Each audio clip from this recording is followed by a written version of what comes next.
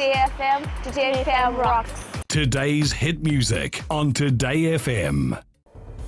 In this bulletin, illegal land dealings are concern. Pacific Islands trade agreements need modernizing.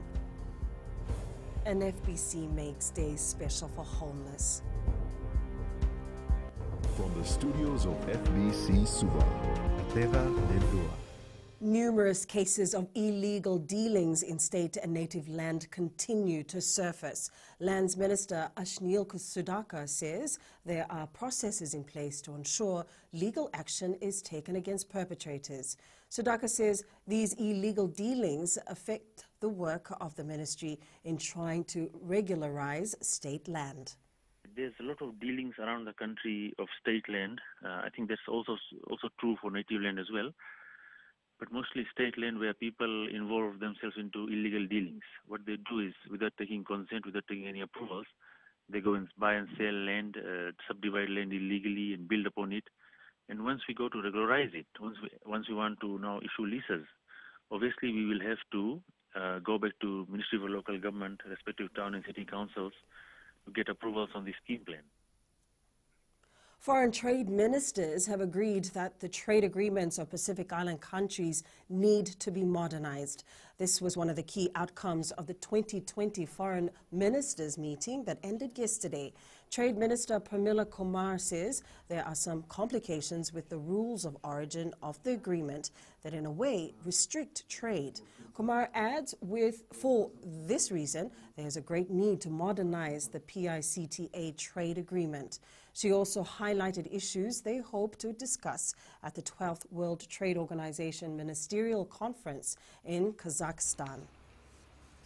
This is where the Pacific solidarity is to ensure harmful fisheries subsidies is negotiated.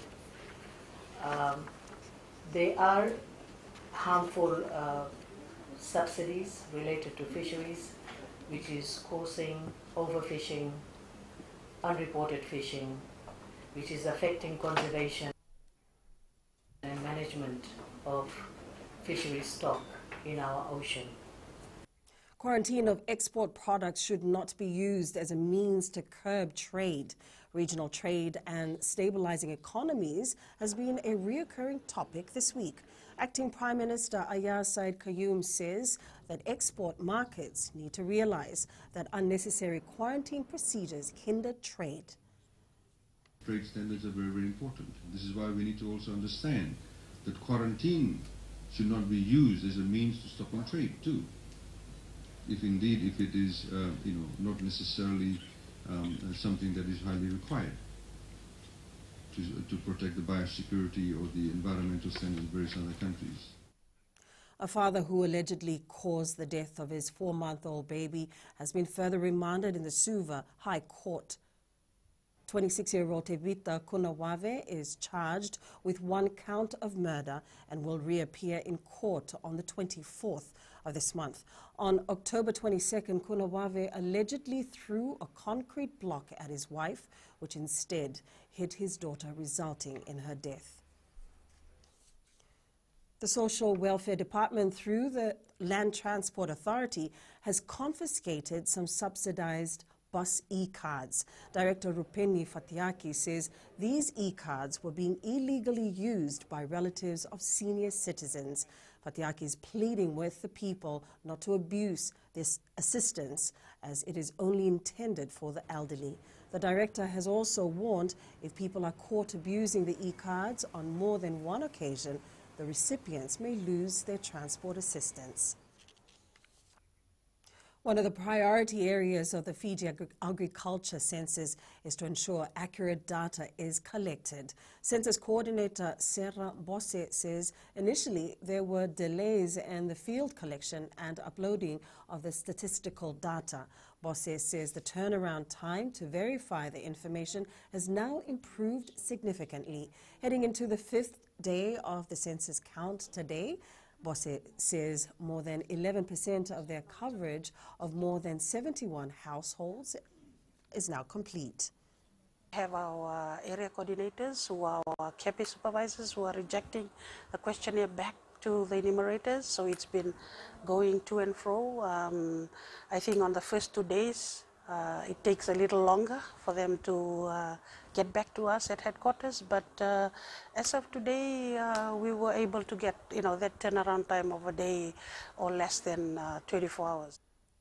5 new cancer cases have been registered with the Fiji Cancer Society in the first week of this month. This follows 16 cancer cases recorded by the society in January alone.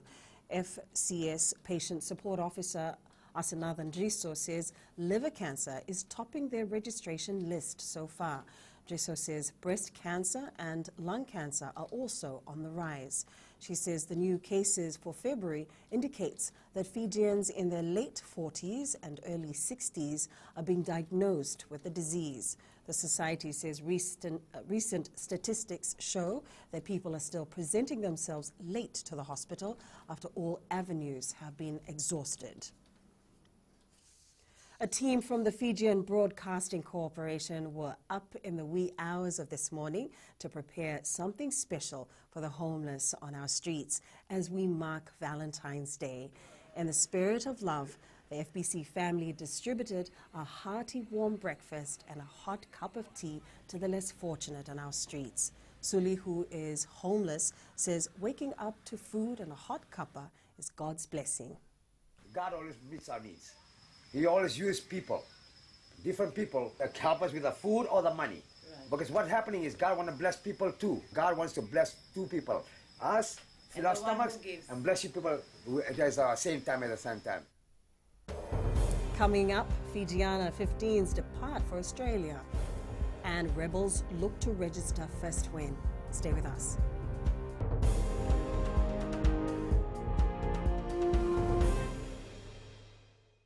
Bula FM number 2 and seri. Bula FM number 2 and seri.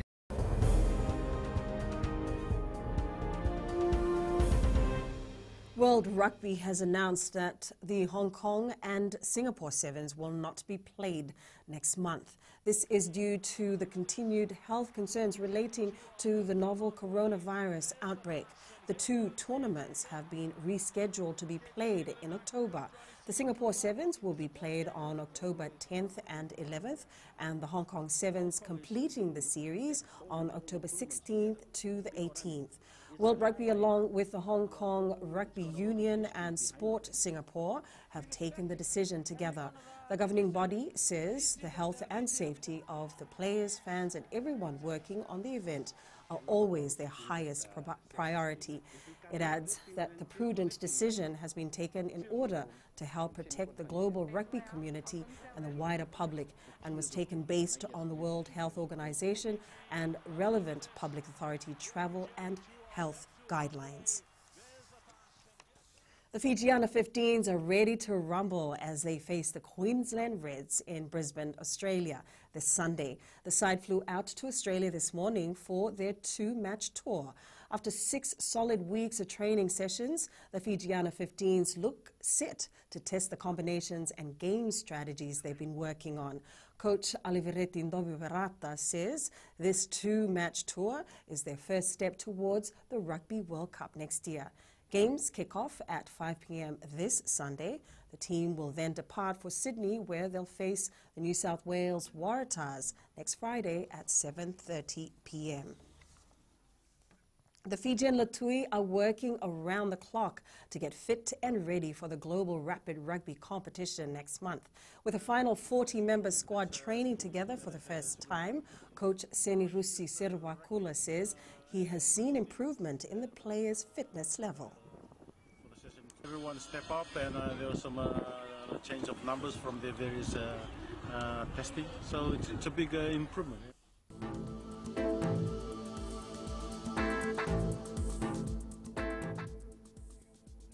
Sunshine and showers are expected this afternoon. Late in the day and overnight, we may see some heavy showers and thunderstorms. The forecast for tomorrow is much the same. And that is your FBC News. Now, remember to join us at 7 p.m. for our major bulletin. For these stories and others, you can also tune in daily to our sister radio station, Gold FM. Enjoy your Valentine's Day and good afternoon.